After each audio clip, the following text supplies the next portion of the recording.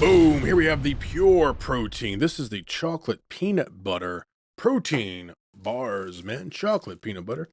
Good smell. Look at like little crunchies inside of it. Overall good balance of peanut butter and chocolate flavor. Of course, it's not like eating, not like eating a real candy bar or a Reese's or something like that. I'd give this a 9, dude. Pretty good. We have 200 calories per bar, 7 grams of fat, and 17 carbohydrates. Now, that's kind of high carb if you're a low carb person. However, there is 1 gram of dietary fiber, so we minus that out. And there's 6 sugar alcohols. So if you're low carb, we don't count stuff like that.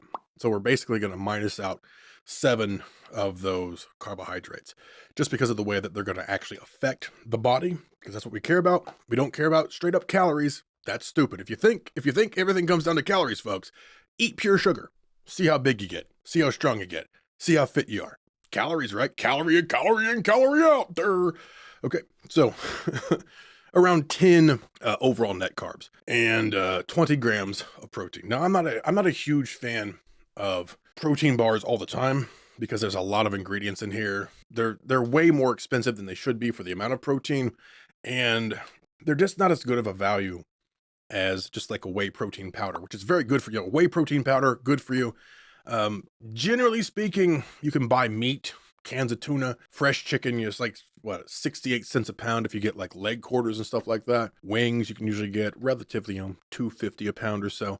So overall, meat is going to be better for you. But there's, those times when you just want sort of like a sweet Swedish treat, you just want something sweet that tastes good, that's also high in protein, just need something quick. So in that case, protein bars are absolutely fine. We have whey protein concentrate, milk protein isolate, and whey protein isolate. Further down, it does have soy protein isolate. So it does have a little bit of soy protein, but it's not the main, the main protein blend. Now, it does have the maltitol in it. So that can sometimes affect people.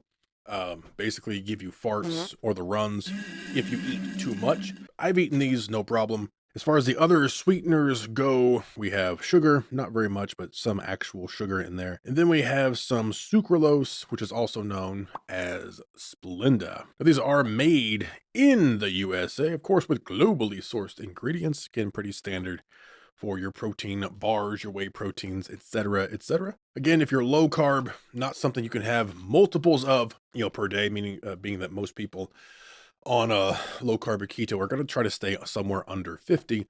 So coming in at around 10 carbs per bar, that's a net. Of course, again, I might have one of these every once in a while. Not something I would personally be having all of the time, but hey, you just can't stomach another steak, or you just want something sweet that tastes like a dessert because you're about to lose your mind because your cheat day isn't quite here yet. In that case, folks, you might want to try the pure protein chocolate peanut butter protein bars. Folks, is this a pump or is it a dump? I will give this